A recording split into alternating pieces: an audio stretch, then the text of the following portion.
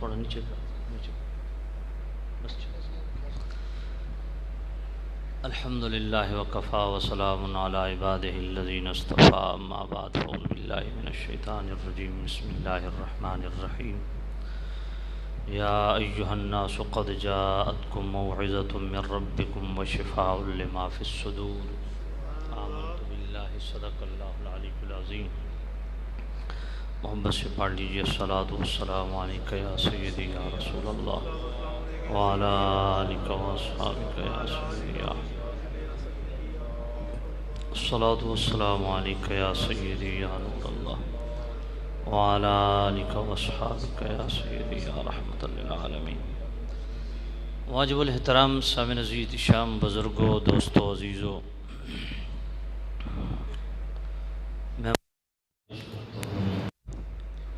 تحریک لبیک یا رسول اللہ کے ان نوجوانوں کو جو ہر سال کی طرح اس سال بھی اس ماہ مقدس میں دروس قرآن کا سلسلہ جاری و ساری رکھے ہوئے ہیں، اور اسی سلسلے کی کڑی آج ہم سب اکٹھے ہیں۔ اللہ تعالی ہم سب کو فیضان قرآن نور قرآن سے مالا مال فرمائے۔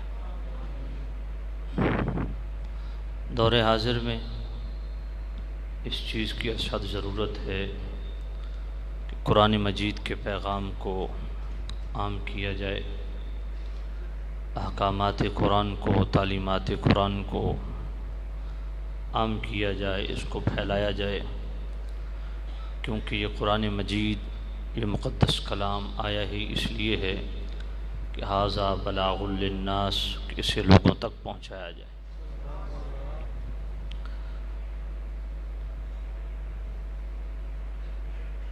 سامعین عزیز شام،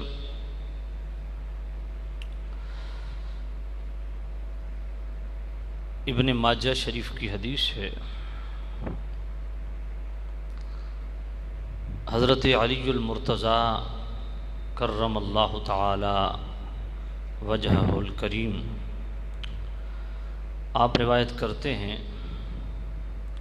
کہ کریم رؤوف الرحیم نبی صلی اللہ علیہ وسلم نے ارشاد فرمایا، خیر الدواء القرآن، فرمایا قرآن مجید بہترین دوا ہے۔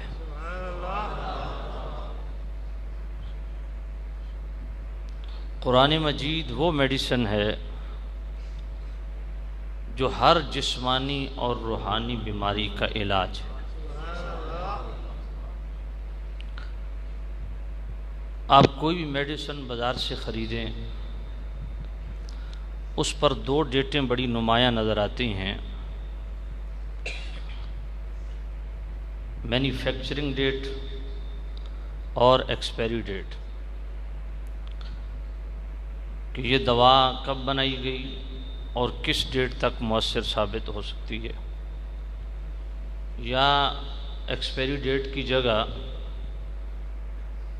یوز ود ان 2 ایئر لکھا ہوتا ہے کہ 2 سال تک آپ اس کو استعمال کر سکتے ہیں۔ اور پھر ہر میڈیسن کی ایک مقدار ایک لمٹ ہوتی ہے جو ماہر ڈاکٹر مقرر کرتا ہے کہ اس سے کم لیں گے تو فائدہ نہیں دے گی، زیادہ لیں گے تو نقصان کرے گی۔ پھر ہر بیماری کے لیے الگ میڈیسن ہے، مگر قرآن مجید صرف دوا نہیں، خیر الدوا، بہترین دوا ہے، اور اس کی کوئی ایکسپائری ڈیٹ نہیں ہے، جس زمانے میں استعمال کرنا چاہیں، اور لمٹ بھی کوئی نہیں ہے، جتنی لیں گے اتنی شفا دے گی۔ اس لیے حضرت عائشہ الصدیقہ رضی اللہ تعالی عنہا فرماتی ہیں کہ میرے کریم رؤوف الرحیم نبی نے فرمایا، عالجھا بکتاب اللہ، اپنی بیماریوں کا علاج کتاب اللہ سے کرو، اللہ کے قرآن سے کرو، یہ تمہاری ہر بیماری کا علاج ہے۔ اس بیماری کا تعلق روح کے ساتھ ہو یا جسم کے ساتھ، ہر بیماری کا علاج اس میں موجود ہے۔ شرک کی بیماری ہے تو وہ آیات پڑھی جائیں جن میں توحید کا بیان ہے، پتہ چلے اللہ کی الوہیت ربوبیت کیا ہے۔ جو شان رسالت کے حوالہ سے اعتقادی اعتبار سے کوئی مریض ہے تو جو مرض اس کو لاحق ہے حضور کے علم غیب کے حوالہ سے ہے تو وہ آیات پڑھے جن میں حضور کے غیب کا ذکر ہے۔ حضور کے بے مثل حیات کے حوالہ سے بیماری ہے تو وہ آیات پڑھے جن میں حضور کی بے مثل حیات کا تذکرہ ہے۔ آقا کریم صلی اللہ علیہ وسلم کے اختیارات کے حوالہ سے کوئی اعتقادی بیماری ہے تو وہ آیات پڑھے جن میں آقا کریم صلی اللہ علیہ وسلم کے اختیارات کو بیان کیا گیا۔ حضور کے نور و انوار کے حوالہ سے دیگر فضائل، محامد، محاسن، خصائص، جملہ کمال علمی کمال عملی جتنے بھی ہیں میرے کسی بھی وصف رسول کے حوالہ سے، شان رسالت کے حوالہ سے کوئی بندہ مریض ہے تو وہ قرآن مجید کا مطالعہ کرے۔ اسی طرح آقا کریم صلی اللہ علیہ وسلم کی نسبتوں کے حوالہ سے، آقا کریم صلی اللہ علیہ وسلم کی ازواج مطہرات کے حوالہ سے اگر اس میں کوئی بیماری پائی جاتی ہے تو وہ قرآن مجید کی آیات تلاوت کرے، وہ آیات جن میں ازواج مطہرات کی شان بیان ہوئی ہے اسے پڑھایا جائے۔ النبی اولیٰ بالمؤمنین من انفسہم وازواجہ امہاتہم، امہات المؤمنین یہ وہ عظیم ہستیاں ہیں، وہ نفوس قدسیہ ہیں کہ اللہ پاک نے ان کو مومنوں کی مائیں قرار دیا۔ کائنات کی ساری عورتیں اکٹھی ہو جائیں، ساری عورتیں، کائنات کی ساری شرافتیں، عظمتیں ان میں پائی جائیں، مگر ازواج مطہرات کا مقابلہ نہیں۔ یا نساء النبی لستن کاحد من النساء، کائنات کی ساری عورتوں سے افضل و اعلیٰ وہ عظیم عورتیں ہیں جن کی نسبت میرے کریم رؤوف الرحیم نبی سے بحیثیت ازواج ہو گئی۔ اگر کوئی آل بیت اطہار کے حوالہ سے کوئی بیمار ہے، مریض ہے، تو اسے انما یرید اللہ لیذھب عنکم الرجس اہل البیت ویطہرکم تطہیرا کی ڈوز لینی چاہیے۔ کوئی صحابہ کبار رضوان اللہ علیہ مجمعین کے حوالہ سے بیمار ہے تو اسے سورہ مائدہ کی آیت نمبر 2 کا مطالعہ کرنا چاہیے۔ ما جعل اللہ، کس طرح جی؟ ما یرید اللہ لیجعل علیکم من حرج ولکن یرید لیطہرکم، فرمایا جس میں آل بیت کے حوالہ سے کوئی پلیدی یا گندگی ہے تو وہ سورہ احزاب کی آیت نمبر 33 والی آیت پڑھے، انما یرید اللہ لیذھب۔ جو صحابہ، کسی ایک صحابی کے متعلق بھی کوئی مریض ہے اسے طہارت کی ضرورت ہے تو وہ سورہ مائدہ کی آیت نمبر 2 پڑھے کہ اللہ تعالیٰ نے صحابہ کو بھی پاک بنایا ہے۔ وَأَلْزَمَهُمْ كَلِمَةَ التَّقْوَى وَكَانُوا حَقَّ بِهَا وَأَهْلَهَا، اپنی عقیدے اور اعتقادی طہارت کے لیے وہ پڑھے کہ سارے صحابہ کتنے متقی اور پرہیزگار ہیں۔ اسے خذ من اموالہم صدقۃ تطہرہم وتزکیہم بہا پڑھنا چاہیے کہ میرے کریم نبی نے ان کو کس طرح پاک کیا ہے۔ والذی بعث فی الامیین رسولا منہم یتلو علیہم آیاتہ ویزکیہم، میرے نبی نے اپنے صحابہ کو کس طرح پاک فرمایا۔ تو جس کے اندر جو بیماری ہے، ہر بیماری کا علاج عالجہا بکتاب اللہ، حضور نے فرمایا کتاب اللہ سے کرو۔ چاہے وہ جسمانی مریض ہے، دیکھیں نا قرآن بڑی کمال کی میڈیسن ہے، جسمانی مریض بھی ہے وہ بھی اپنا علاج قرآن سے کروائے۔ حضرت ابی سعید خدری راوی ہیں، بخاری شریف، مسلم شریف، سنن نسائی، ابن ماجہ، ابو داؤد، سب میں یہ حدیث موجود ہے۔ آپ فرماتے ہیں کہ ایک صحابہ کا گروہ عازم سفر ہوا، دوران سفر شام پڑ گئی، ایک گاؤں کے باہر کنارے پہ پڑاؤ کیا، گاؤں والوں نے بے اعتنائی برتی اور ان کی بے رخی کو دیکھ کے صحابہ نے مناسب سمجھا کہ شہر سے باہر ہی پڑاؤ کیا جائے۔ اب انہوں نے خیمے لگا لیے، رات کا کچھ حصہ گزرا تو بھاگتے ہانکتے ان شہر والوں سے کچھ لوگ آئے، انہوں نے کہا ہمارے جو سردار ہے اس کو کسی زہریلی چیز نے کاٹ لیا ہے تو جان بر نہیں ہو رہا، آپ کے پاس کوئی ایسی دوا، کوئی ایسا منتر جس سے ہمارا مریض ٹھیک ہو جائے؟ صحابہ نے کہا ہاں ہمارے پاس بڑا بہترین منتر ہے، ہم وہ پڑھتے ہیں آپ کا بندہ ٹھیک ہو جائے گا۔ انہوں نے کہا ٹھیک ہے آپ دم کریں جو کرنا ہے۔ صحابہ نے کہا نہیں، پہلے ہمارے ساتھ طے کرو کہ اس دم کا آپ دیں گے کیا۔ اب یہ بخاری شریف کتاب الاجارہ کے اندر بھی حدیث موجود ہے۔ انہوں نے کہا ٹھیک ہے یہ ریوڑ آپ کا ہے۔ اب ریوڑ میں کتنا کچھ مال تھا یہ الگ بات ہے، کسی نے 30 بکریاں لکھی، کسی نے کچھ لکھا، کسی نے کچھ۔ سیدی اعلیٰ حضرت نے فتح رضیہ شریف کی 19ویں جلد کتاب الاجارہ میں 100 دمبے لکھے کہ وہ 100 دمبوں کا ریوڑ تھا۔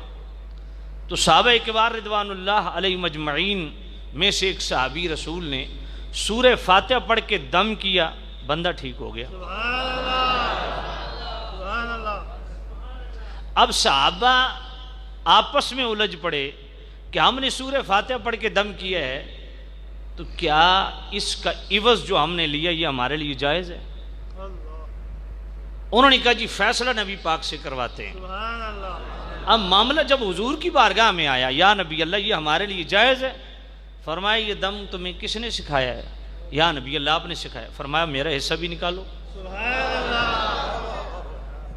اسی طرح ابو داؤد شریف کی حدیث ہے، حضرت خارجہ بن سلت رضی اللہ تعالیٰ عنہ آپ فرماتے ہمارے چچا نئے نئے ایمان لائے نا تو مدینہ سے جب گاؤں واپس آئے تو ہمارے گاؤں میں ایک پاگل تھا جسے سنگنوں سے ہم نے باندھا ہوا تھا۔ ہم نے کہا آپ نے ایک نیا دین قبول کیا ہے جس کو اسلام کہتے ہیں، آپ کے اسلام میں کوئی ایسا منتر ہے کہ پڑھا جائے ہمارا بندہ ٹھیک ہو جائے؟ انہوں نے کہا ہاں ہے۔ انہوں نے 3 ٹائم دم کیا سورہ فاتحہ پڑھ کے۔ وہ پاگل خود کہتے ہیں یار مجھے کیوں باندھا ہوا ہے، چھوڑو مجھے۔ اب انہوں نے پورا ایک بکریوں کا ریوڑ اس صحابی کو دیا، وہ صحابی وہ ریوڑ لے کے حضور کی بارگاہ میں، پہلو والوں نے طے کیا، انہوں نے طے نہیں کیا لیکن انہوں نے لیا۔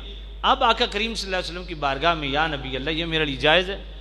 فرمایا لوگ جھوٹے منتروں کی کمائی کھاتے ہیں، تو نے تو سچے منتر کی کمائی لی ہے۔ اس سے 2 مسئلے علماء نے اخذ فرمائے۔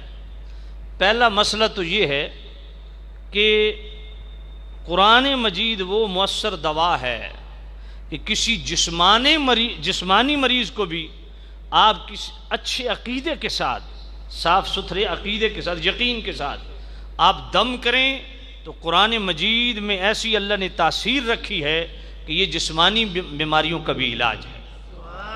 دوسرا علماء نے یہ فرمایا کہ دم کا جو عوض ہے وہ جتنا کوئی مقرر کرنا چاہے وہ شرعاً جائز ہے۔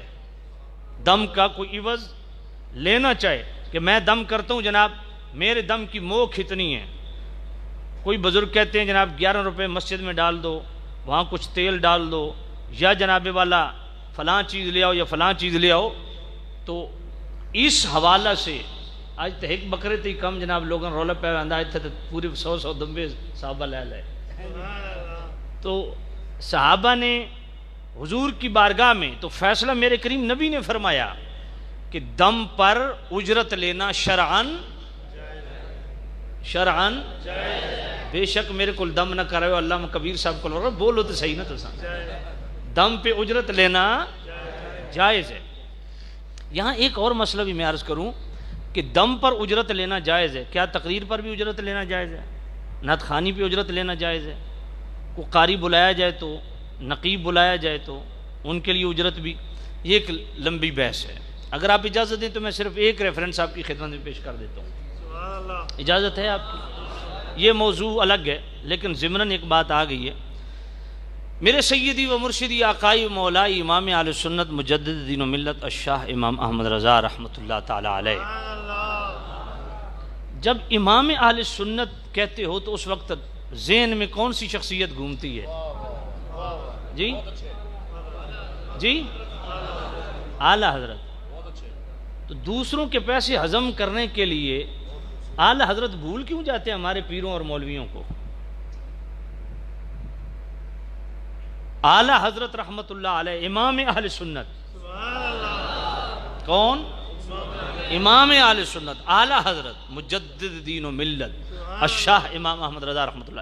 فتح رضیہ شریف 19ویں جلد کتاب الاجارہ آپ سارا پڑھیں, بڑا لطف ہے آگاہ, بڑا صورتیں اعلی حضرت نے لکھی ہیں. ان میں 2 صورتیں نمایاں ہیں. صفحہ 539 پہ سیدی اعلی حضرت سے ایک سوال ہوا کہ آیا کوئی واعظ کا عوض لیتا ہے اور اسی کو اپنے لیے ذریعہ معاش گردانتا ہے, تو کیا واعظ کا عوض لینا اس کے لیے جائز ہے؟ جبکہ قرآن کہتا ہے وَلَا تَشْتَرُوا بِآيَاتِ ثَمَنًا قَلِيلًا. یہ سوال میں آیت بھی لکھی ہوئی ہے کہ میری آیتوں کو سستے دامن نہ بیچو. اس پہ سیدی اعلی حضرت کا فتویٰ سنیے. اعلی حضرت فرماتے ہیں واعظ پر اجرت لینا حرام, واعظ پر اجرت لینا حرام, مگر اب یہ مگر میرا نہیں, اعلی حضرت کا ہی ہے, مگر کم من احکام یختلف باختلاف الزمان. فتاوی عالمگیریہ. فرمایا زمانے کے اختلاف سے احکام مختلف ہو جاتے ہیں. کلیہ غیر مخصوصہ کے طاعات پر اجرت لینا ناجائز ہے, مگر ائمہ نے زمانہ کے حالات کو دیکھتے ہوئے چند چیزوں کو بضرورت مستثنیٰ کیا. ضرورت کے تحت چند چیزوں کو مستثنیٰ کیا کہ ان پر اجرت لینا فی زمانہ جائز ہے. امامت, اذان کی اجرت, تعلیم فقہ کی اجرت, تعلیم قرآن کی اجرت, کہ بلا نقیر معاوضہ یہ جاری و ساری ہے. اور فقی ابو اللہ سمرقندی نے 5واں واعظ بھی گنا و بس, یہ اعلی حضرت کے لفظ ہے. اور سیدی اعلی حضرت فرماتے ہیں کہ فقی ابو اللہ سمرقندی, جس کو اعلی حضرت فقی کہہ رہے ہیں, وہ کس درجے کی شخصیت ہوگی؟ اعلی حضرت فرماتے ہیں فقیہ ابو اللہ سمرقندی مجموع البحرین میں فرماتے ہیں کہ پہلے میں فتویٰ دیتا تھا کہ واعظ کا عوض لینا جائز نہیں, اب میں اس سے رجوع کرتا ہوں اور اب یہ فتویٰ دیتا ہوں کہ کوئی بھی واعظ دوسرے علاقوں میں جا کے واعظ کا عوض کر کے اس واعظ کا عوض تحصیل کر سکتا ہے. وقت کا اجارہ اور چیز ہے, وقت کا اجارہ اور چیز ہے, وہ تو متقدمین متاخرین دونوں کے نزدیک جائز ہے, مگر واعظ کا عوض لینا اس کی متقدمین اجازت نہیں دیتے. متاخرین میں پھر 2 طبقے ہیں اس کے. ان میں ایک طبقہ ایسا بھی ہے جس طرح فقیہ ابو اللہ سمرقندی جیسی ہستیاں, وہ فرماتی ہیں کہ واعظ کا عوض, واعظ کا یہ لفظ ہے, اعلی حضرت نے یہ لفظ لکھے ہیں کہ واعظ کا عوض تحصیل کرنا جائز ہے. اور اسی طرح حکیم الامت مولانا عبد یار خان نیمی رحمۃ اللہ علیہ مرات المناجیح کی چوتھی جلد جو ہے کتابت قرآن والی حدیث, اس کے نیچے بھی آپ نے یہ اسی چیز کو بیان کیا, ولا تشتروا بآیاتی ثمنا قلیلا آیت لکھ کے. وہ بڑی لمبی تفصیل ہے. آپ نے فرمایا واعظ پر اجرت لینا اور دینا دونوں جائز ہیں. یہ میں مسئلہ اس لیے بیان نہیں کر رہا کہ لبیک یا رسول اللہ والوں سے میں نے کوئی مقرر کیا ہے. کیوں اطاری صاحب کو مقرر تو آپ سے نہیں کیا نا, ہاں, تو یہ میں اس لیے نہیں بتا رہا کہ میں اپنا لفافہ کھڑا کرنا, وہ میں کرنا بھی چاہوں تو میں کر بھی سکتا, تھوڑے کول میرے کول دلیل ہے. تو میں خیر یہ ایک مسئلہ بتا رہا ہوں کہ اس معاملے میں جو اجرت نہیں لیتا, مکا نہیں کرتا, سبحان اللہ, اس سے اچھا ہے ہی کوئی نہ. افضل اولا اشرف اکمل یہی ہے کہ مکا نہ کیا جائے, ثواب بھی اسی کا ہے. یہ بات ذہن میں رکھیں.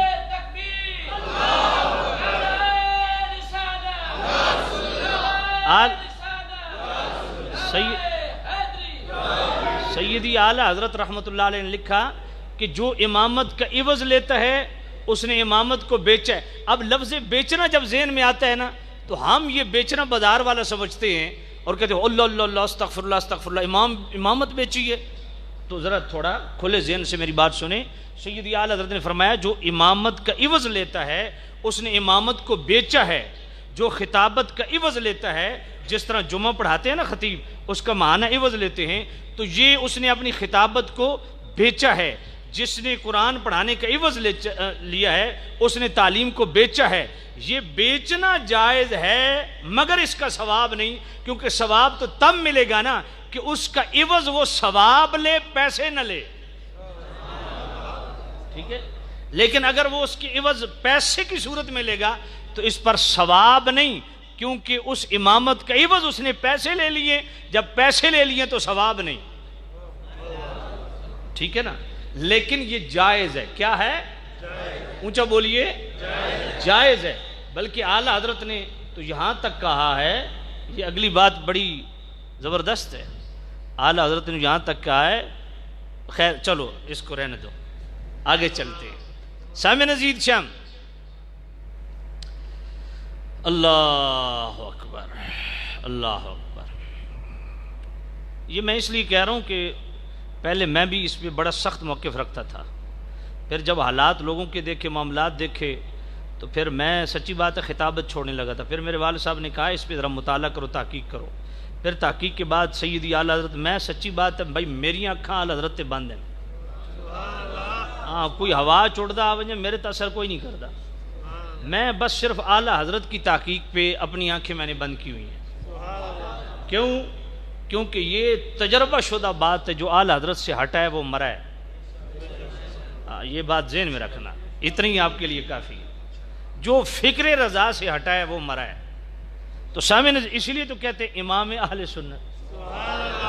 اس لیے آپ کی خدمت میں ہاتھ جوڑ کے عرض کرتا ہوں، جب بھی کوئی مولوی مسئلہ کرے نا، اسے کہو جناب ہمارے امام کی بات سناؤ، ہمارے امام احمد رضا نے کیا لکھا ہے.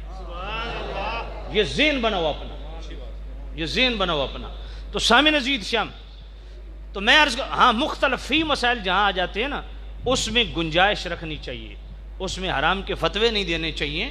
لیکن جہاں مختلفی مسائل ہوتے ہیں اس میں ذرا دل کھلا رکھنا چاہیے. باقی جہاں تک معاملہ ہے جناب سیدی اعلیٰ حضرت کا، تو میں کہتا ہوں تحقیق میرے امام کی اینڈ ہے. آگے چلیے. تو میں عرض کر رہا ہوں کہ بیمار ہو جسمانی طور پہ بھی، حضرت واصلہ کہتے ہیں ایک شخص آ گیا حضور کے پاس، یا نبی اللہ میرے گلے میں ہر وقت درد رہتا ہے. فرمایا قرآن کی تلاوت کیا کر، قرآن کی تلاوت کیا کر. آج سے تقریباً 8-9 سال پہلے میرے گلے میں شدید درد رہتا تھا.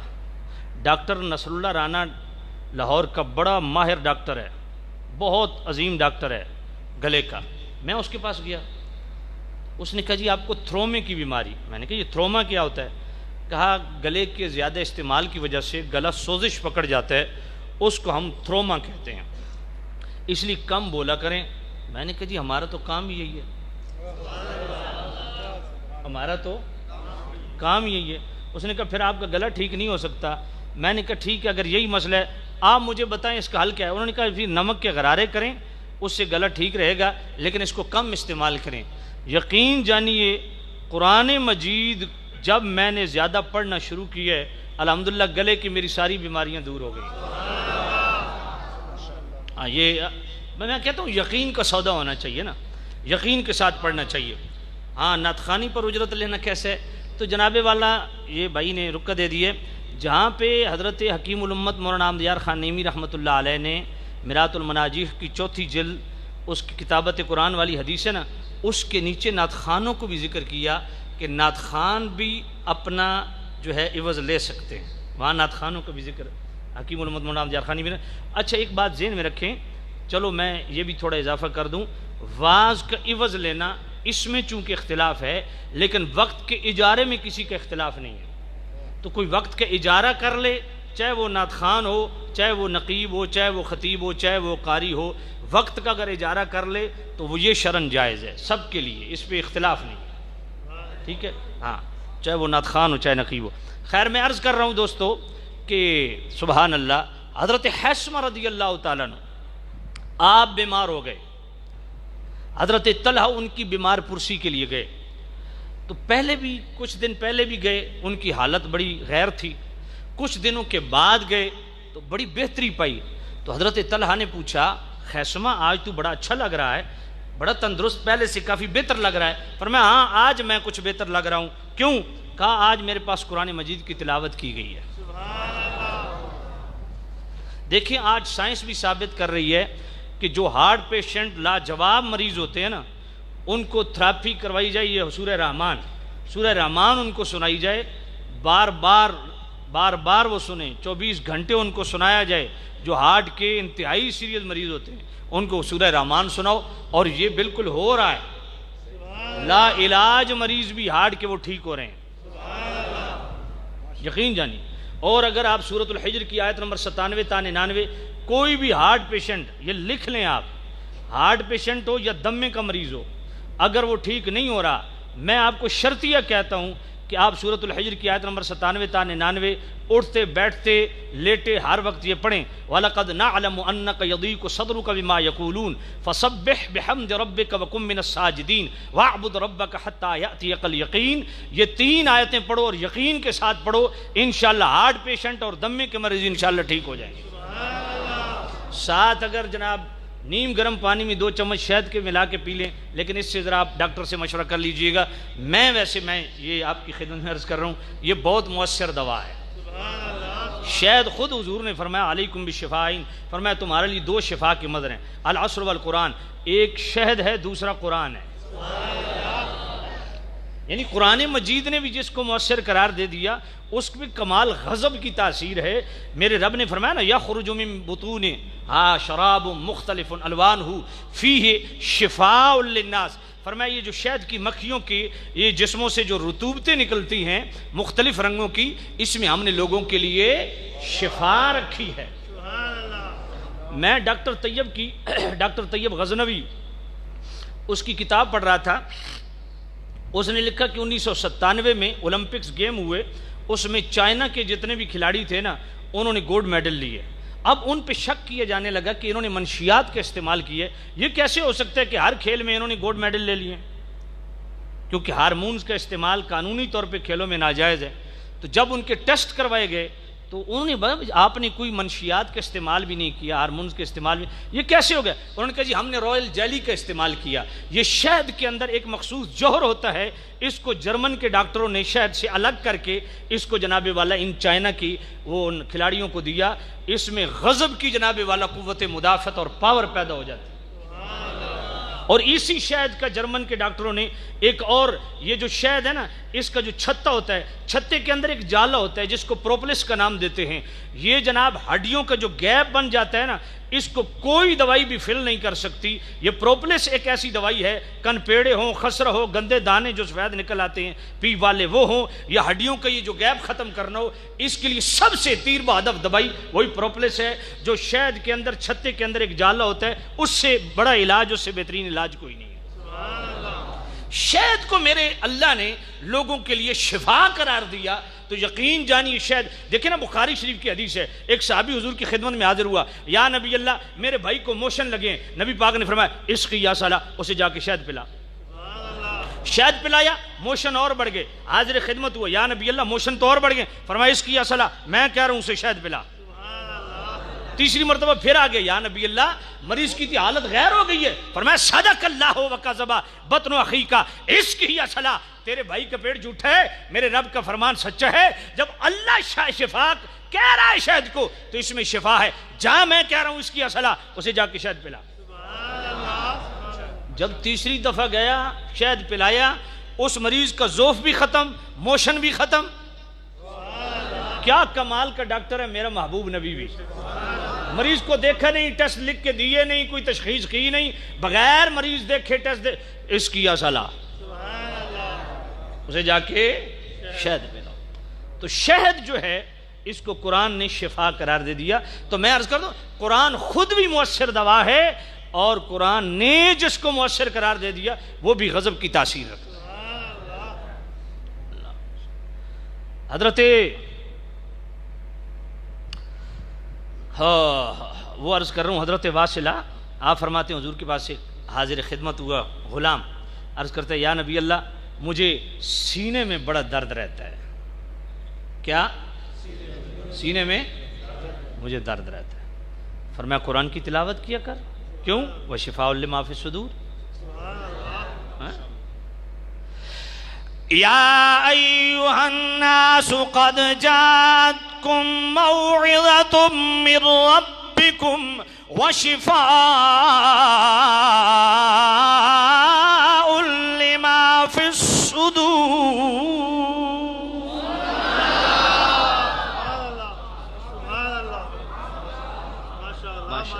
مجھے کہا گیا جی قرآن زیادہ پڑھنا ہے تو کچھ زیادہ سبحان اللہ بھی آپ کریں گے تو انشاءاللہ بڑا. یا ایھا الناس قد جاءتکم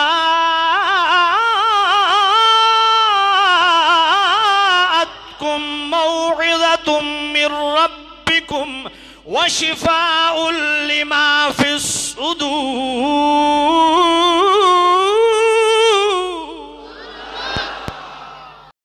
فرمایا لوگو یہ قرآن اللہ کی طرف سے بہترین نصیحت ہے اور بہترین نصیحت کے ساتھ ساتھ وشفاء لما فی الصدور. صدور صدر کی جمع ہے اور عربی میں صدر سینے کو کہتے ہیں. فرمایا سینوں کی ہر بیماری کا علاج قرآن کے اندر موجود ہے. اس لیے میرے کریم رب نے فرمایا انما المؤمنون الذین اذا ذکر اللہ وجلت قلوبهم واذا تلیت علیہم آیاتہ زادتہم ایمانا. فرمایا ایمان والے وہ ہیں جن کے سامنے قرآن پڑھا جائے تو ان کے دل اللہ کی خشیت اللہ کے خوف سے ڈر جاتے ہیں. پھر دنیا کا ڈر ختم ہو جاتا ہے. طاقتوروں کا ڈر ختم ہو جاتا ہے. پھر ڈر کسی مدرسے کا نہیں ہوتا, کسی خانقاہ کا نہیں ہوتا, کسی وڈیرے کا نہیں ہوتا, کسی سردار کا نہیں ہوتا, کسی بدماش کا نہیں ہوتا. قرآن زیادہ پڑھو تاکہ سارے ڈر ختم ہو جائیں اور اللہ کا ڈر دل میں پیدا ہو جائے. جب اللہ کا ڈر دل میں پیدا ہو گیا تو پھر سارے ڈر ختم ہو گئے. پھر ایک ہی ڈر دل میں بیٹھ جاتا ہے کہ کوئی ایسا سٹیپ نہ لوں کہ میرا اللہ ناراض نہ ہو جائے.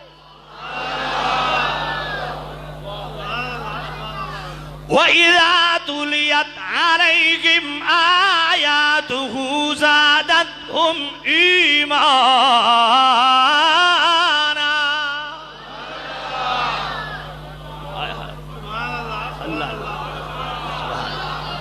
فرمایا ایمان بڑھتے ہیں. آج ایمان کمزور کیوں ہیں؟ ایمان بڑھنے کی میڈیسن خود قرآن بیان کر رہا ہے, میرا اللہ بیان کر رہا ہے. اے لوگو ہر بیماری کا علاج ہے پر ایمان کمزور ہو جائیں. علاج کیا ہے؟ فرمایا وَإِذَا تُلِيَتْ عَلَيْهِمْ فرمایا جسم بیمار ہو جائیں, نسخے لیتے ہو, مختلف قسم کی ادویات استعمال کرتے ہو. جب ایمان کمزور ہو جائے, ایمان کو پاورفل کرنے کے لیے جتنی قرآن کی تلاوت کرو گے اتنا ایمان مضبوط ہوگا. کیونکہ ہر بیماری کا علاج جسمانی ہو یا روحانی ہو, فرمایا دل مضبوط ہوتے ہیں, ایمان مضبوط ہوتے ہیں. اللہ ان هذه القلوب تصدو كما يصدو الحديد. میرے نبی نے فرمایا لوگو جس طرح لوہے کو زنگ لگ جاتا ہے اذا اصابه الماء, جب لوہے کو پانی لگے تو لوہا زنگ آلود ہو جاتا ہے. اسی طرح میرے بندو, میرے کریم نبی نے فرمایا, اللہ فرماتا ہے میرے بندو دل بھی گناہوں سے زنگ آلود ہو جاتے ہیں. قیل یا رسول اللہ فما جلاؤہا, یا نبی اللہ دل کا زنگ اتارنے کے لیے, اس کو اجلا کرنے کے لیے, نور علی نور کرنے کے لیے ہمیں کیا کرنا چاہیے؟ قال کثرت ذکر الموت و تلاوت القرآن، فرمایا اگر دل کا زنگ اتارنا ہے تو یہ بیماری تبھی دور ہوگی، کثرت سے موت کو یاد کرو اور کثرت سے قرآن کی تلاوت کرو۔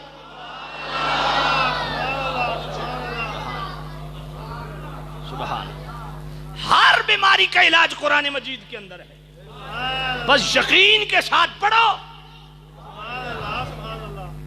6 ستمبر 1965 کی جنگ، پائلٹ اڑان بڑھتا ہے، 17 دن بمباری کرتا ہے۔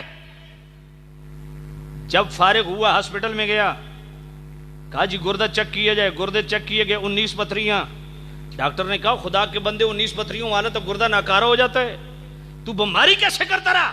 کہا میں نے اپنی مسجد کے مولوی صاحب سے پوچھا، وقت بڑا غضب کا آ گیا ہے، میں چاہتا ہوں کہ میں دشمن کو خود نیست و نابود کروں، اب ہاسپٹل میں جاتا ہوں تو یہ کام نہیں کر سکتا، یہ کرتا ہوں تو درد کرنے نہیں دیتا۔ اس مولوی صاحب نے فرمایا اللہ نور السماوات والارض پڑھتا رہے۔ میں پڑھتا رہا۔ ان 17 دنوں میں اس قرآن مجید کی آیت کی برکت سے ایک دن بھی مجھے گردے میں درد نہیں۔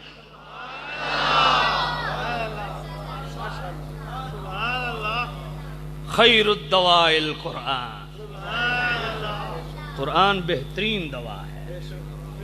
سبحان سبحان سبحان، جس بیماری کے لیے پڑھا جائے۔ ہائے ہائے، آج جنابی والا قرآن مجید کی تاثیر دیکھو۔ بخاری شریف کتاب التفسیر سورہ طور، امام بخاری رحمت اللہ علیہ حضرت جبیر بن مطعم رضی اللہ تعالیٰ عنہ ان کے ایمان لانے کا واقعہ بیان کرتے گئے۔ حضرت جبیر بن مطعم صحابی رسول فرماتے گئے میں ایک دن مغرب کی نماز کے قریب گھر سے نکلا، کریم رؤوف الرحیم نبی حالت کفر میں ہیں، حالت کفر میں جبیر بن مطعم فرماتے ہیں میں گھر سے نکلا، ادھر آگے کریم رؤوف الرحیم نبی مغرب کی نماز پڑھ رہے ہیں، تو چونکہ مغرب کی نماز جہری ہے اس لیے بلند آواز سے تلاوت کر رہے ہیں۔ جب میرے کریم رؤوف الرحیم نبی نے سورہ طور کی ان آیات کی تلاوت کی، ام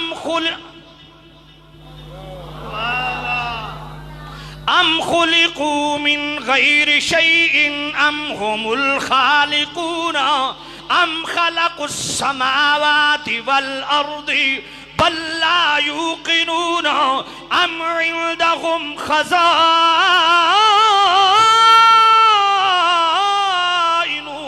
ربک ام هم المسیطرون۔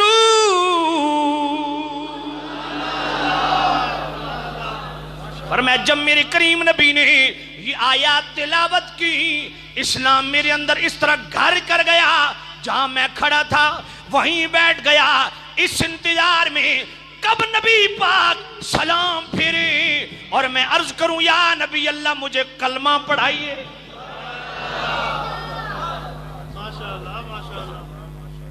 خیر الدواء القرآن، کفر کی بیماری کا علاج بھی قرآن کے ساتھ۔ سبحان سبحان۔ آج جناب والا حضرت عمر رضی اللہ تعالیٰ عنہ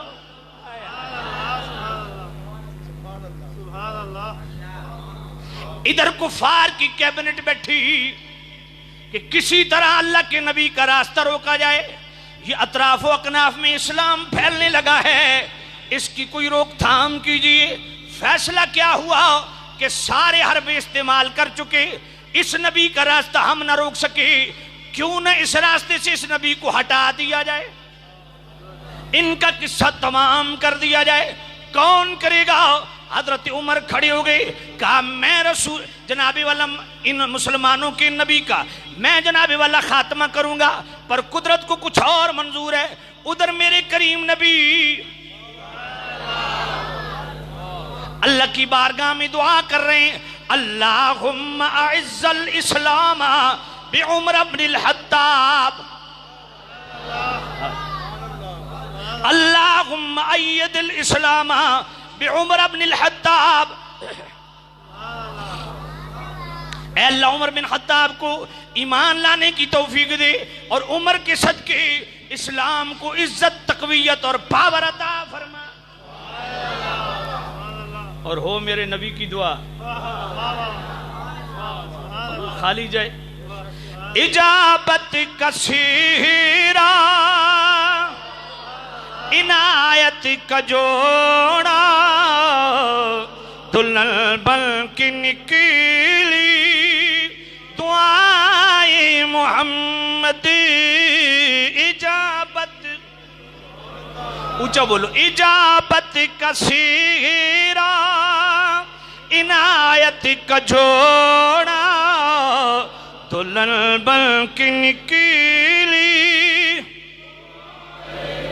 اجابت کثیرہ عنایت کا جوڑا دلہن بن کے نکلی دعائیں محمد اجابت نے جھک کر گلے سے لگایا بڑھی ناز سے جب دعائیں محمد اجابت نے جھک کر، بولو بولو اجابت نے، بولو بولو اجابت نے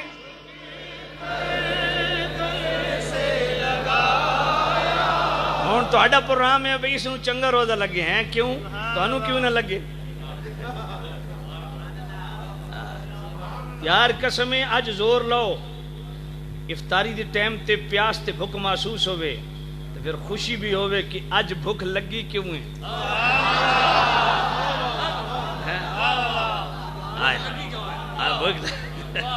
آج پیاس اتنی لگی کیوں ہے؟ یقیناً دل میں آئے گا کہ آج کچھ ہمارا لگا ہے مصطفیٰ پہ۔ اجابت کثیرہ عنایت، اجابت کثیرہ عنایت کا جوڑا دلہن بن کے نکلی اجابت نے جھکی کر گلے سے لگایا اجابت نے جھکی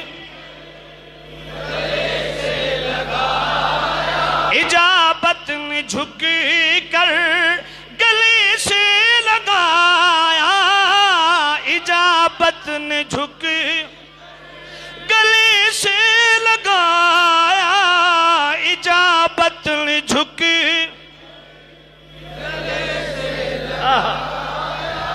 اجابت نے جھکی گلے سے لگایا اجابت نے جھکی کر گلے سے لگایا دلہن بن کے نکلی آج جنابی والے ادھر میرے نبی نے ہاتھ اٹھائے ادھر حضرت عمر نے تلوار اٹھائی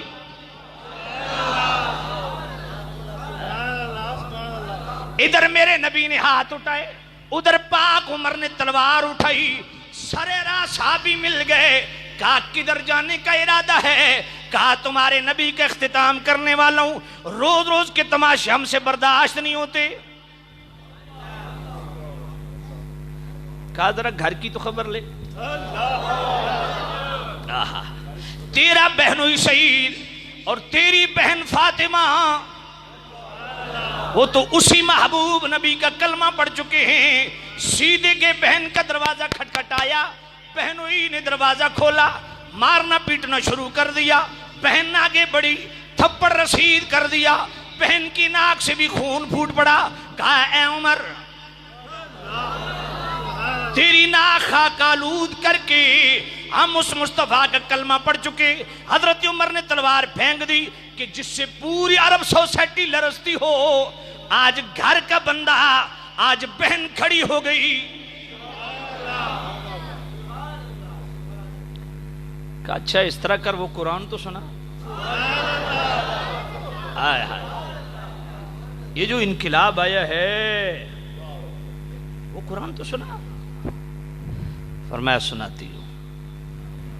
بہن نے بھائی کو قرآن سنایا. اللہ ہر بھائی کو ایسی بہن دے جو بھائیوں کو قرآن سنائے. ایک ہی آیت پڑھی. طه ما انزلنا عليك القرآن لتشقى.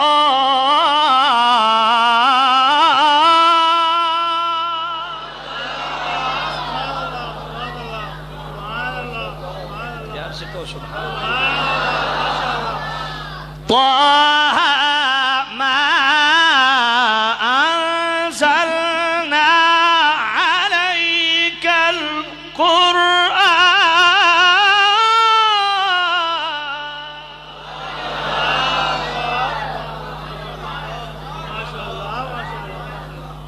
ماشاءاللہ آپ بڑے محبت والے. یقین جانیے مزہ آ گیا قرآن پڑھنے. کوئی ایک ایسی سبحان اللہ کہہ دینا. اگلے رمضان شریف تک مجھے یاد رہے. نہیں قرآن سن کے سارے کہیں گے نا. طه ما انزلنا عليك القرآن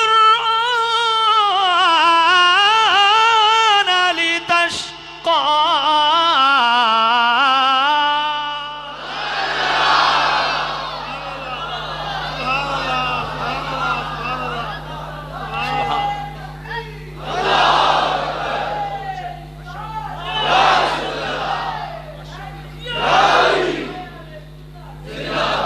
طه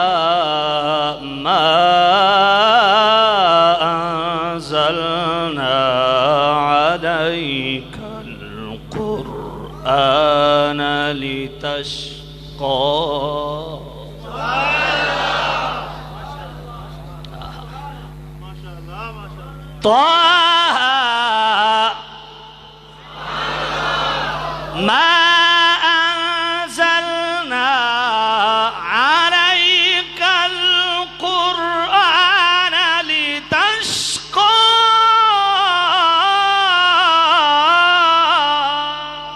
طه ما جو ہی قرآن سنا دل پسیج گیا.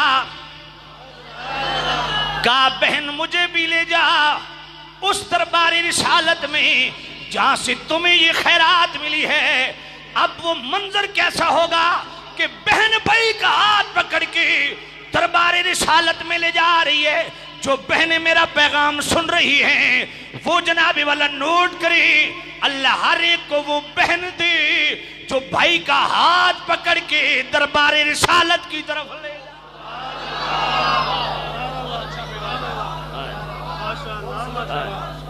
اللہ اللہ سبحان. آج گھر کی عورتیں بھائیوں کو کیوں مجبور کرتی ہیں ایسی ایکٹیویٹیز پہ, شادی کے موقع پہ, غمیوں کے موقع پہ جو خلاف شرع ہوتی ہیں. بہنوں کو چاہیے اپنے بھائیوں کو دربار رسالت کی طرف. آقا کریم کا غلام بناؤ, نبی پاک کا سچا عاشق بناؤ.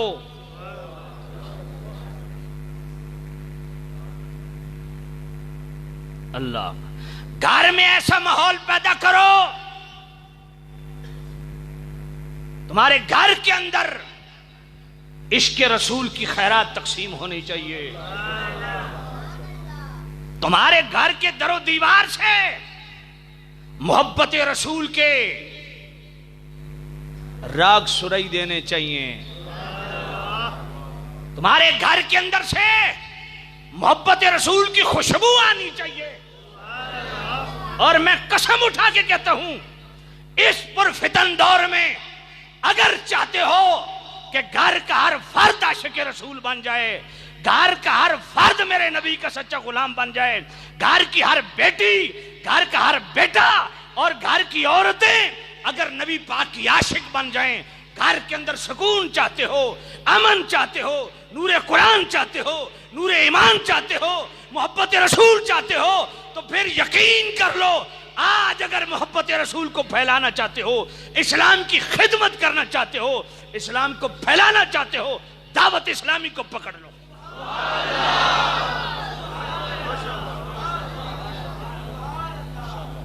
اسلام کو پھیلاؤ اور اسلام کو بچاؤ، دعوت اسلامی کو پھیلاؤ۔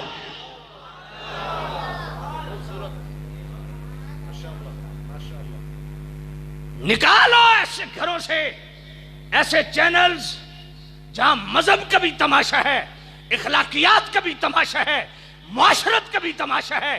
معیشت برباد ہو گئی ہے، ہمارے اخلاقیات پراگندہ ہو چکے، فکر ہماری برباد ہو چکی، نظریات ہمارے برباد ہو چکے، صبح و شام ہمارے عقائد کو برباد کیا جا رہا ہے۔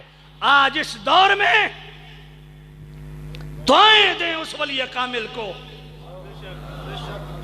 خدا کی قسم اس عاشق رسول کو ہاتھ اٹھا کے دعائیں دو، اس عظیم ہستی کے بچوں کو دعائیں دو جس ہستی نے تمہیں دعوت اسلامی دی ہے، جس ہستی نے تمہیں ہر گلی محلے میں مفتی دیے ہیں، جس ہستی نے تمہیں سارے گندے چینلوں کے مقابلے میں ایسا ستھرا چینل دیا ہے جو تمہاری ساری زندگی ستھری بنا دے۔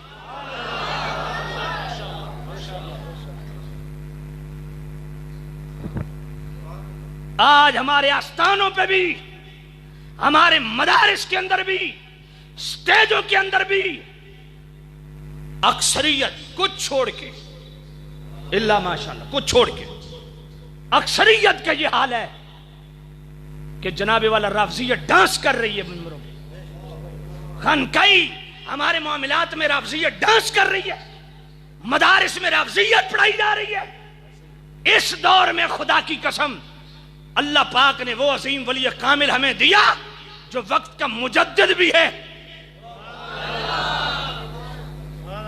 فقیہ بھی ہے، حکیم الامت بھی ہے، امیر اہل سنت بھی ہے، نباز عصر بھی ہے، اور جس نے 100 سے زائد شعبہ جات میں ایسا کامیاب سٹیپ لیا کہ ہر بد مذہب کے منہ پہ ایسا تھپڑ رسید کیا۔ کوئی آستانے کی ٹیک پہ کھڑا ہوتا ہے، کوئی کسی مدرسے کی وجہ سے کسی کا تعارف ہے، کوئی کسی چینل کی وجہ سے تعارف ہے، اس فقیر کا تعارف صرف عشق مصطفیٰ ہے۔ الیاس قادری جس ہستی کا نام ہے، اس کو کسی مدرسے نے نہیں پالا، وہ کسی خانقاہ کا پروردہ نہیں ہے، وہ کسی تنظیم کا پروردہ نہیں ہے، وہ میرے مصطفیٰ کے ٹکڑوں پہ پلا، وہ عاشق رسول ہے جو محتاجی رکھتا ہے تو صرف مصطفیٰ کی رکھتا ہے۔ الیاس قادری جس ہستی کا نام ہے، نہ وہ کسی شخصیت کا محتاج ہے، نہ وہ کسی مدرسے کا محتاج ہے، نہ وہ کسی خانقاہ کا محتاج ہے۔ اس گئے گزرے دور میں ہر خانقاہ والے کو، ہر مدرسے والے کو، ہر تنظیم والے کو، ہر مدرسے والے کو دونوں ہاتھوں سے اس ہستی کو سلام پیش کرنا چاہیے جس کا نام لے کے آج بد مذہب کانپتا ہے۔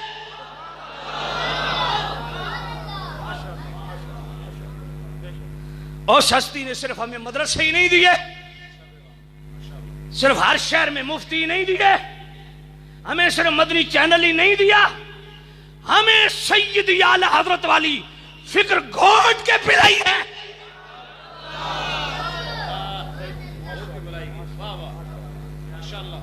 کسی پیر کو یہ زوم نہیں ہونا چاہیے، کسی مفتی کو یہ خارش نہیں ہونی چاہیے، کسی تنظیم کو یہ خارش نہیں ہونی چاہیے، اور تم سارے علول چھلول مل کے بھی میرے الیاس قادری کی جوتی سے بھی نہیں ملتے۔ تمہاری اوقات کیا ہے؟ 30 سال سے جن مسجدوں میں تم بیٹھے ہو وہ تم سے ایک مسجد کمپلیٹ نہیں ہوئی۔ اعتراض اس ہستی پہ کرتے ہو جس نے اہل بیت کے نام پہ مسجدیں بنائی، جس نے مولا علی کے نام پہ مسجدیں بنائی، جس ہستی نے صحابہ کے نام پہ مسجدیں بنائی، جس ہستی نے ائمہ کے نام پہ مسجدیں بنائی، وہ ساری ہضم ہو گئی، صرف صحابی رسول امیر معاویہ کے نام کی 20 مسجدیں ہضم نہیں ہوئی۔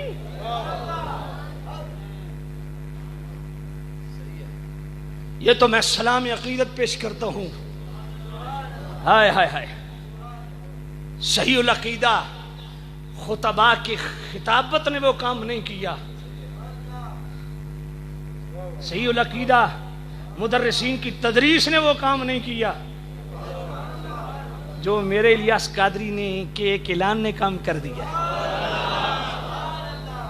ابھی خارش اور اٹھے گی، سنیو، جم جاؤ، بے پرواہ ہو جاؤ، لاپرواہ ہو جاؤ ایسے پیروں، ایسے مولویوں سے، ایسے خطیبوں سے، ایسے نعتخوانوں سے جو عقیدے میں رخنہ اندازی کریں.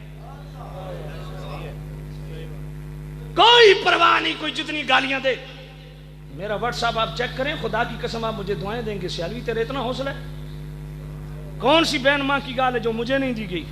کون سی لانتیں ہیں جو مجھے نہیں پڑی؟ لیکن الحمدللہ میں کسی مدرسہ کا پالتو نہیں ہوں، میں کسی پیر کی ٹیک پہ نہیں کھڑا.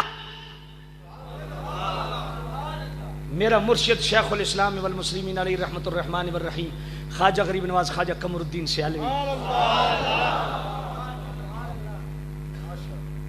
اور مجھے جہاں سے خلافت ملی ہے اب تو میرا حق بھی بنتا ہے. جی، جب خلافت مجھے بریلی شریف سے ہے تو کام بھی بریلی والے کرنا. اللہ کے فضل کی ٹیک پہ کھڑا ہونا سیکھو. وہ بندہ کبھی حق نہیں کہہ سکتا جو کسی مدرسے کی ٹیک پہ کھڑا ہوتا ہے، جو کسی خانقاہ کی ٹیک پہ کھڑا ہوتا ہے. اس لیے میرے سیدی اعلیٰ حضرت نے فرمایا خوف نہ رکھ رضا، تو ہے عبد مصطفیٰ، اوے عبد مصطفیٰ بنو.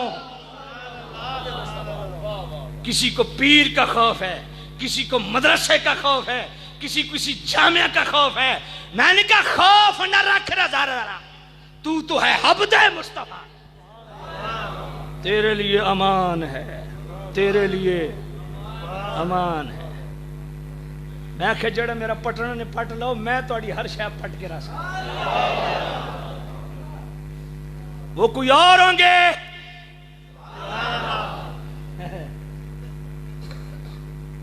میں آوان ہوں، پیور آوان، مولا علی کا بیٹا ہوں، مولا علی کی اولاد ہوں. جی ہاں، اللہ یہ تو شکر ہے. میں اچھا چلو،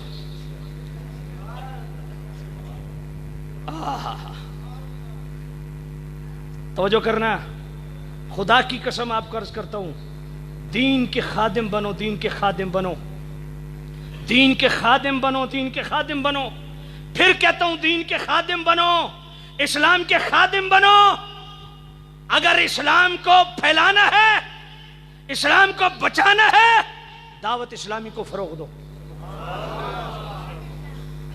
جہاں ہر صحابی کا پیار ملے گا، جہاں حضور کی آل کا پیار ملے گا، جہاں دین کا پیار ملے گا، جہاں سنت کا پیار ملے گا، جہاں حضور سے وفا کا سبق ملے گا، جہاں تقوی اور طہارت نصیب ہوگی.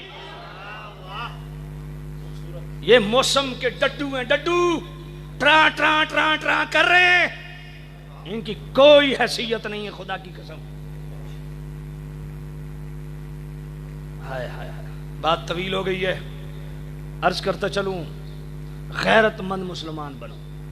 اگر کسی مدرسے کا کلمہ پڑھا ہے تو پھر آنکھیں بند کر کے مدرسے کے پیچھے کھڑے ہو جاؤ. کسی پیر کا کلمہ پڑھا ہے، آنکھیں بند کر کے پیر کے پیچھے کھڑے ہو جاؤ. کسی تحریک کا کلمہ پڑھا ہے، آنکھیں بند کر کے تحریک کے پیچھے کھڑے ہو جاؤ. اگر کلمہ مصطفیٰ کا پڑھا ہے تو پہلے اپنے پیر سے سوال کرو کہ پیر جی جو تو بات کر رہے کیا یہ قرآن و سنت کے عین مطابق ہے؟ استاد جی جو آپ بات آج کر رہے ہیں یہ میرے اعلیٰ حضرت نے تو نہیں کی ہے، سمجھ کوئی نہیں آئی ہے. یہ میرے غوث پاک نے تو نہیں کی ہے.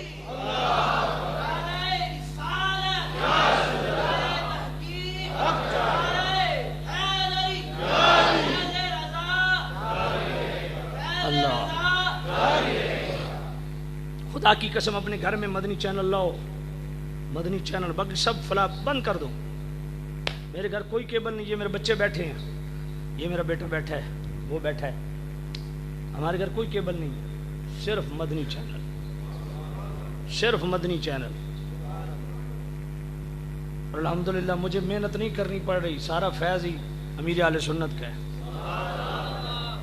گھر میں ماحول دو بچوں کو تاکہ تمہیں گلے کا موقع ہی نہ ملے بچے کس طرف جا رہے ہیں.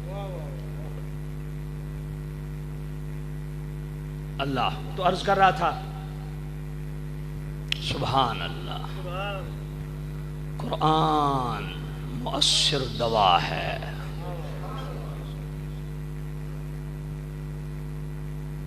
سبحان اللہ. سامعین عید شام مسند احمد امام احمد بن حنبل رضی اللہ تعالیٰ عنہ، حضرت عثمان بن مظعون رضی اللہ تعالیٰ عنہ کا ایمان لانے کا واقعہ مسند احمد میں بیان کرتے ہیں. حضرت عثمان بن مظعون رضی اللہ تعالیٰ عنہ فرماتے ہیں میں گھر سے نکلتا ہوں، ادھر مصطفیٰ کریم نماز پڑھا رہے ہیں. جب میرے کریم نبی نے یہ آیت پڑھی ان اللہ یأمر بالعدل والاحسان وایتاء ذی القربى وینہی عن الفحشاء والمنکر والبغی یعظکم لعلکم تذکرون.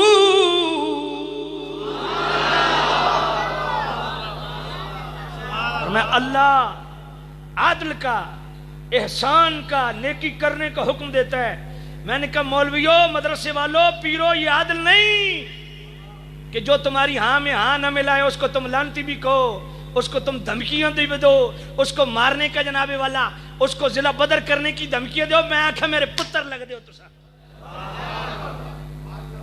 پنڈی اللہ میں بھیجے تو آڑے واسطے بھئی انہوں تو نہیں کرا کٹو گالیاں میرے پتر لگ دے کتنی کٹ سو جنے بڑوں گالیاں دے نمبر لاؤ، میری کنڈ لا کے دکھاؤ ذرا، میں تو منع تو جنے کتنے کھاؤ. یہ سینہ گولی کھا سکدا تو اڈی مٹھی گولی نہیں کھا سکدا. تقریریں بند ہو سکتی ہیں، میرا ممبر بند ہو سکتا ہے، میری زبان بندی ہو سکتی ہے، ضلع بندی ہو سکتی ہے، مگر حق ہے، حق ہے. حق کے لیے کھڑے ہو جاؤ لاپرواہ ہو کے، اور یقین کر لو خدا کی قسم، میں خدا کی قسم حیران ہو گیا حکیم الامت مولانا احمد یار خان نعیمی رحمت اللہ علیہ کو پڑھ کے. آپ فرماتے ہیں جب میں نے حضرت امیر معاویہ رضی اللہ تعالیٰ عنہ پہ بک بک بک بک بک بک کرنے والے ان بندروں کا منہ بند کرنے کے لیے دفاع کیا نا، تو میرے کریم نبی نے خواب میں آ کے مجھے فرمایا احمد یار تو نے میرے ایک صحابی کی عزت بچائی ہے، اللہ تیری عزت بچائے گا.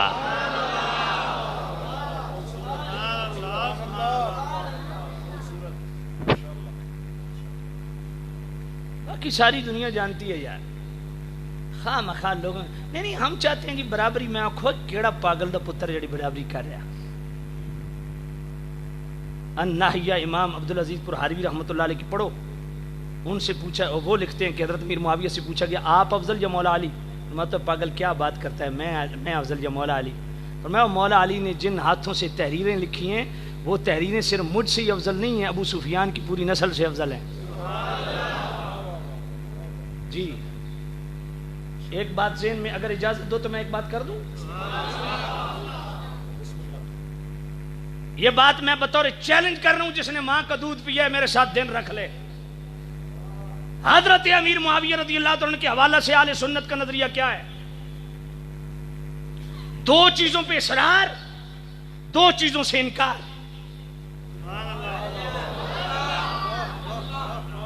حضرت امیر معاویہ رضی اللہ عنہ کے حوالہ سے دو چیزوں پہ اونچا بولو، دو چیزوں پہ اصرار اور دو چیزوں سے انکار، اور ہمیشہ سے اہل سنت کا یہی شعار. وہ کیا؟ وہ یہ ہے کہ حضرت امیر معاویہ رضی اللہ عنہ کے فضائل و مناقب بیان کرنا یہ میرے نبی کی سنت، ان کا دفاع کرنا میرے نبی کی سنت، ان دو چیزوں پہ اصرار. اور تقابل و تفضیل، حضرت مولا مشکل کشا شیر خدا مولا مرتضیٰ کرم اللہ تعالیٰ وجہ الکریم کی برابری اور ان سے فضیلت، اس سے ہمیشہ انکار، اور یہی اہل سنت کا شعار. جو کہتے ہیں فضائل نہیں ہیں، میں نے کوئی خدا کے بندوں پڑھ لو.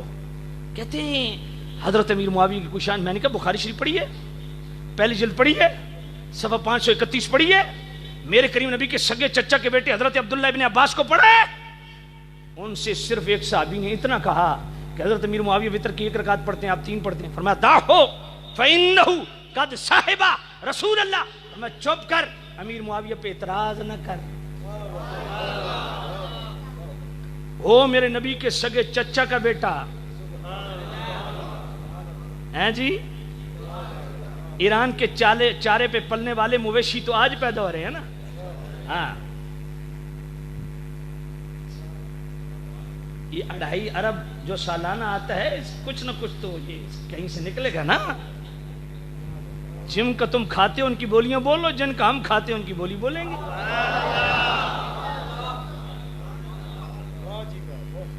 تم بھی کسی کا رزق حلال کر رہے ہو، ہم بھی کسی کا حلال کر رہے ہیں، جس کا کھاتے ہیں اس کا گاتے ہیں۔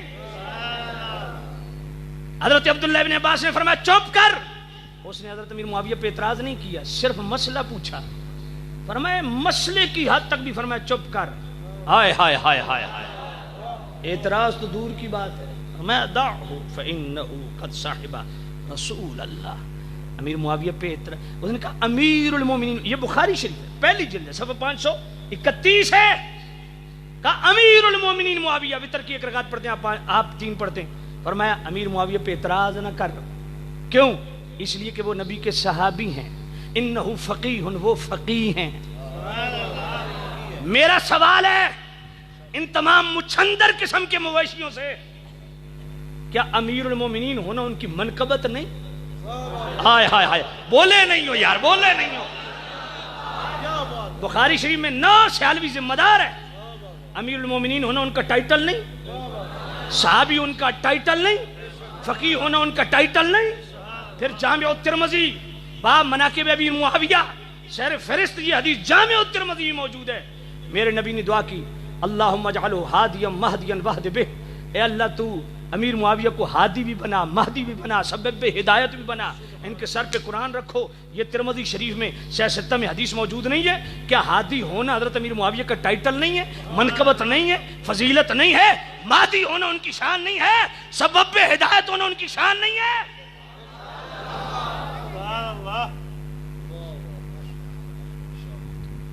بہت کچھ میں بیان کر سکتا ہوں، صرف ضمناً ایک چیز کہ اہل سنت کا شعار رہا ہے حضرت امیر معاویہ کے فضائل و مناقب بیان کرنا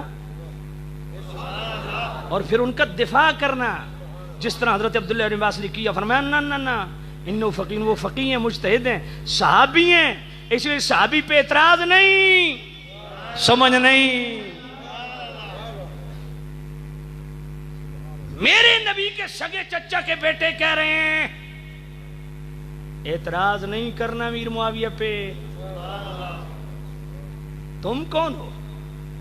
کس کھیت سے چر کے آئے ہو جانورو؟ اللہ، تو یہ اہل سنت کے شاعر۔ جہاں تک تقابل اور تفضیل کی بات ہے، وہ پہلے عرض کر، کہاں مولا علی، کہاں امیر معاویہ؟ وہ خود ہی میرے حضرت جناب والا امیر معاویہ رضی اللہ عنہ فیصلہ فرما دیا، فرمایا تو مجھ سے پوچھتا ہے میں افضل کے مولا علی؟ میں خدا کی قسم مولا علی نے جن ہاتھوں سے خط لکھے ہیں وہ خط بھی امیر معاویہ سے افضل ہیں۔ تو یہ اہل سنت ایک بات اچھی طرح ذہن نشین فرما لیں، حضرت امیر معاویہ رضی اللہ تعالیٰ عنہ کے فضائل و مناقب بیان کرنا یہ ہمیشہ سے اہل سنت کا شعار رہا ہے۔ یہ ویسے تو ماشاءاللہ شمشیر اعلی حضرت، شمشیر اعلی حضرت، شمشیر اعلی حضرت، میں کوئی اعلی حضرت خطریہ تو پڑھے ہی کوئی نہیں۔ 5ویں جلد پڑھیے، منیر العین فی تقبیل الابہامین، پڑھیے، فی حکم تقبیل الابہامین، پڑھیے۔ انگوٹھے چومنے والا رسالہ پڑھا اعلی حضرت کا؟ اعلی حضرت نے تو حضرت امیر معاویہ کی شان میں 6 رسالے لکھے ہیں، اور 4 رسالوں کا وہاں ذکر ہے۔ خیر یہ طویل بات ہو جائے گی، مجھے ساتھیوں نے کہا 1 گھنٹہ، تو 1 گھنٹے سے زائد ہو گئے ہیں، تو یہ بات اچھی طرح ذہن نشین۔ یار میں ایک بات کرتا ہوں، خدا لگتی انصاف کرنا ہے، آپ نے انصاف کرنا ہے، بات کہہ دوں اپنے ایمان سے بتاؤ، اصحاب کہف کے کتے کی شانیں بیان کرتے ہو؟ اصحاب کہف کا کتا جی، اصحاب کہف کا کتا جی، اصحاب کہف کا کتا، کیوں؟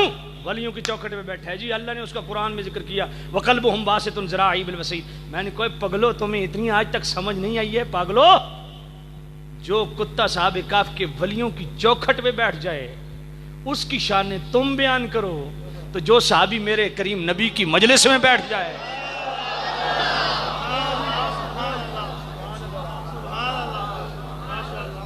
اس کی کوئی شان ہی نہیں ہے۔ پھر بخاری شریف دوسری جلد صفحہ 963 کتاب رقاق باب التواضع، من عادى لي وليا فقد آذنت بالحرب، یہ حدیث قدسی ہے، رب کا فرمان ہے زبان میرے کریم نبی کی۔ میرے رب نے فرمایا جو میرے کسی ایک ولی سے بھی عداوت اور بغض رکھے، دل میلا رکھے، میں اللہ اس کے خلاف اعلان جنگ کرتا ہوں۔ میں نے کہا یہ تو مانتے ہو نا کہ کائنات کے سارے ولی بھی اکٹھے ہو جائیں، میرے غوث پاک جیسے ہزاروں سٹیٹس رکھنے والے اکٹھے ہو جائیں، ایک صحابی کی گرد کو نہیں پہنچ سکتے؟ کیوں حضرت؟ تو حضرت امیر معاویہ کو صحابی مانتے ہیں کہ نہیں مانتے؟ تو میں نے کہا ایک ولی کے متعلق دل میلا رکھنے والے کے خلاف اللہ اعلان جنگ کرتا ہے، تو صحابی کے متعلق دل میلا رکھنا؟ میں نے کہا خدا کا خوف کرو، اپنا ایمان بچاؤ۔ اور یہ بات ذہن میں رکھو، حضرت عتبہ بن ربیعہ فرماتے ہیں کہ لوگوں صحابہ میں حیا کا پہلا پردہ امیر معاویہ ہے، جس نے یہاں ہاتھ ڈالا وہ حضرت ابوبکر صدیق پر اعتراض کرنے پہ دلیر ہو جائے گا، اس لیے اس حیا کے پردے کو، اس حجاب کو قائم رکھو۔ میرے حضرت امیر معاویہ کی شان میں نہیں بول رہا، ویسے آج کل میں ایکسپرٹ ہوں اس مضمون کا، میں الحمدللہ پڑھ رہا ہوں، پڑھا ہے کافی پڑھا ہے، 3 گھنٹے مجھ سے خطاب کروا لو، مسئلہ ہی کوئی نہیں۔ لوگ کہتے ہیں سبحان اللہ، میں نے چیلنج کیا تھا، مجھے 16 سال ہو گئے اسٹیج پہ، 16 سالوں میں میں نے کہا ایک اشتہار شان امیر معاویہ پہ دکھاؤ جس میں نے خطاب کیا ہو، 10 لاکھ انعام دوں گا۔ ایک خطاب یوٹیوب پڑھیے، فیس بک پڑھیے، 16 سالوں میں ایک خطاب کمپلیٹ شان امیر معاویہ پہ تم دکھا دو، 10 لاکھ میں دیتا ہوں۔ میں تو 16 سال اس موضوع پہ بولا ہی نہیں ہوں یار، میں تو آج بول رہا ہوں، اور خدا شاہد ہے، میرا اللہ گواہ ہے، میرا اللہ، میں اللہ کو گواہ بنا کے کہہ رہا ہوں، میرے اللہ تیرے رب ہونے کی قسم ہے، میں صرف تیرے محبوب نبی کے صحابی کے دفاع کے لیے بول رہا ہوں۔ کسی کو نیچا لگانا مقصد ہی نہیں ہے، نیچا دکھانا مقصد ہی نہیں ہے۔ میں ان لوگوں کی جوتیاں سر پہ رکھوں گا جو میرے نبی کے ہر صحابی کو سلام کریں، اور سلام کس طرح کرنا ہے یہ تو میں سکھاؤں گا نا کس طرح کرنا ہے۔ ہم ہر صحابی کو مانتے ہیں، ادنا سے ادنا صحابی، میں نے کہا بھائی ادنا اعلیٰ کی بحث ہی نہیں ہے، صحابی ویسے ادنا ہوتا ہی نہیں ہے جی، ہاں بس سیدھی سیدھی بات ہے، شان امیر معاویہ کے متعلق بیان کر، وہ حدیثیں ہم تیرے سامنے رکھتے ہیں جو میرے مصطفیٰ کی ہیں، جو بخاری میں ہیں، جامع الترمذی میں ہیں، فضائل الصحابہ میں امام احمد بن حنبل نے لکھی ہیں، جو میرے اعلیٰ حضرت نے، میں فتح رضیہ شریف سامنے رکھتا ہوں، ذرا پڑھ کے سنا۔ دوسروں سے 30,000 40,000 لیتا ہوگا نا، میں 1 لاکھ ایڈوانس دیتا ہوں، سمجھ نہیں آئی ہے، 1 لاکھ ایڈوانس دیتا ہوں، اور پتہ ہے اس کو دے سکتا ہے، لیکن وہ حدیث صحابی کی شان میں جتنی آیتیں، اور یہ بھی میں عرض کر دوں واللہ فتح جب معاملہ آیا نا صحابی کا، فتح رضویہ شریف کی محتاجی کوئی نہیں، صدر الشریعہ کی محتاجی نہیں ہے، کسی بزرگ کی محتاجی نہیں ہے، جب معاملہ صحابی کا ہے قرآن ہی کافی ہے، وَكُلًّا وَعَدَ اللَّهُ الْحُسْنَىٰ ہی کافی ہے، لَوْكَفِّرَنَّ عَنْهُمْ سَيِّئَاتِهِمْ وَلَأُدْخِلَنَّهُمْ جَنَّاتٍ۔ رضی اللہ کا معنی کیا ہے؟ ان سے اللہ راضی ہو چکا، اس سے بڑا کوئی ٹائٹل ہے یار؟ جب رضی اللہ کہہ دیا ساری کہانیاں ختم، سمجھ نہیں آئی آپ کو؟ جب اللہ راضی ہے تو تم ابھی تک کیوں ناراض ہو؟ کیوں تم کیوں ناراض ہو؟ باقی آخری بات یہ سن لو، بڑوں کے معاملات میں بہت احتیاط چاہیے، یہ ساری زندگی سے اہل سنت کا شعار رہا ہے. مولا علی ہمیشہ حق پہ، بالکل ٹنا ٹن ٹھکا ٹھک عقیدہ. مولا علی حق پہ. حضرت امیر معاویہ سے خطا ہوئی، ہن اگوں لینا وکھریاں لیندے ہیں مولوی. اے جی خطا انادی تو اجتہادی، تو اجتہادی بھی اس میں جناب والا دنیاوی امور میں دو ہیں جناب، خطا مقرر ہے تو خطا منکر ہے. میں آنکھوں ہے منکرہ.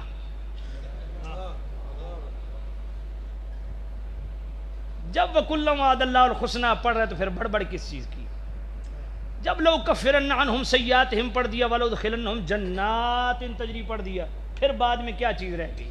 جب والسابقون الاولون من المہاجرین والانصار والذین اتبعوہم بإحسان رضی اللہ پڑھ دیا تو پھر کیا رہ گیا؟ اونچی آنکھوں سبحان اللہ. جب وَكَرَّهَ إِلَيْكُمُ الْكُفْرَ وَالْفُسُوقَ وَالْعِصْيَانَ أُولَٰئِكَ هُمُ الرَّاشِدُونَ پڑھ دیا تو پھر پیچھے کیا رہ گیا یار؟ جب اولئک هم المؤمنون حقا پڑھ دیا لہم مغفرہ بھی پڑھ دیا تو پھر رہ کیا گیا؟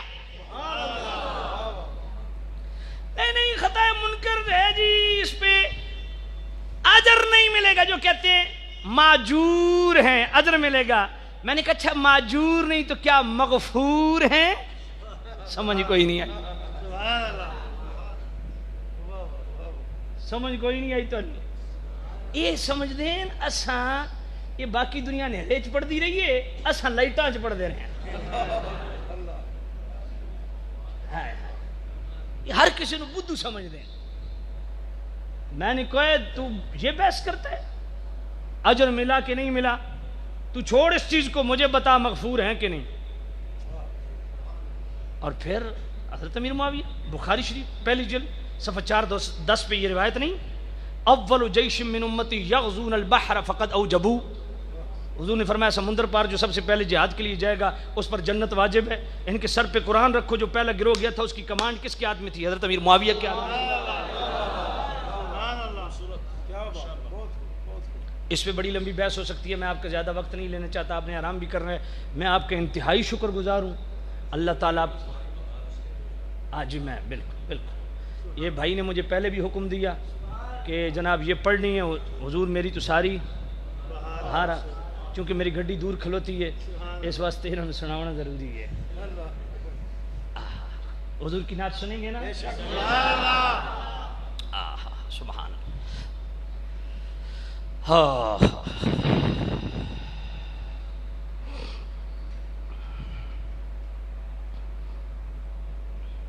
درود شریف پڑھ لو. صلاۃ و سلام.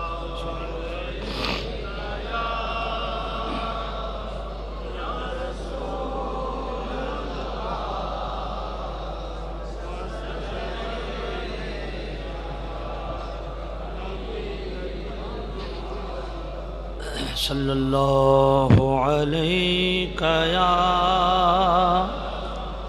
یا رسول اللہ وسلم.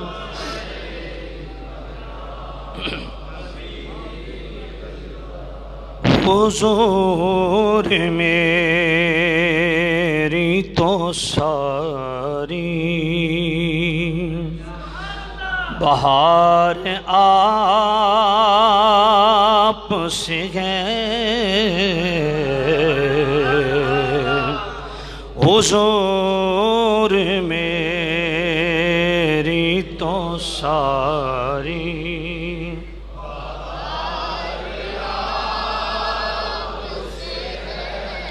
شعر سمجھ کے نہیں عقیدہ سمجھ کے پڑھو. حضور میری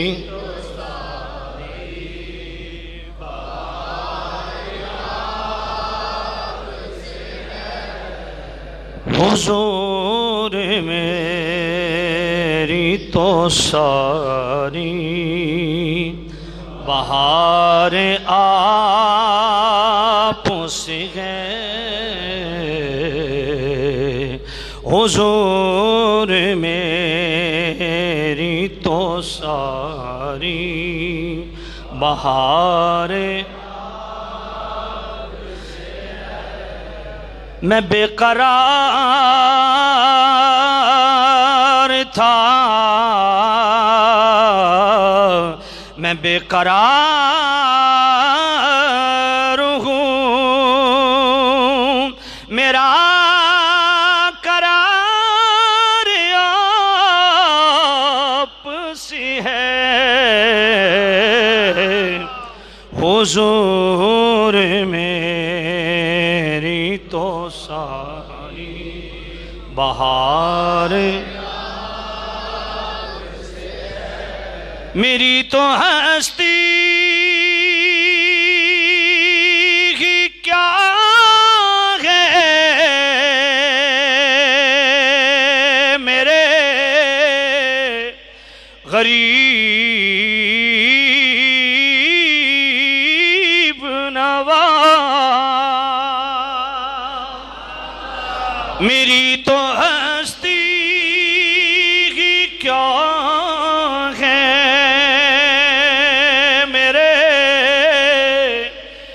غریب نواز، جو مل رہا ہے مجھے سارا پیارا تجھ ہے،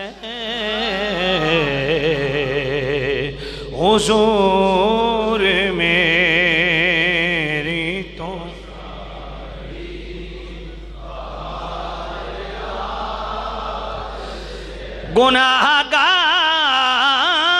گناہگار ہوں آقا، بڑی ندامت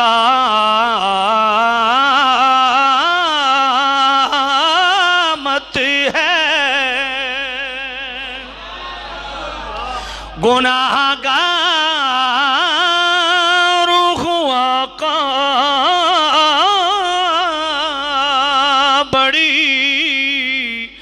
ندامت ہے، قسم خدا کی یہ سارا وقار آپ سے ہے، قسم خدا کی یہ سارا وقار، میں بے قرار تھا، میں بے قرار ہوں، میرا قرار آپ سے ہے، حضور میں